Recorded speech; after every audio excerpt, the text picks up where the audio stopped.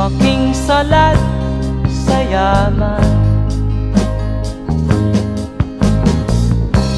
maagang nawala si ama.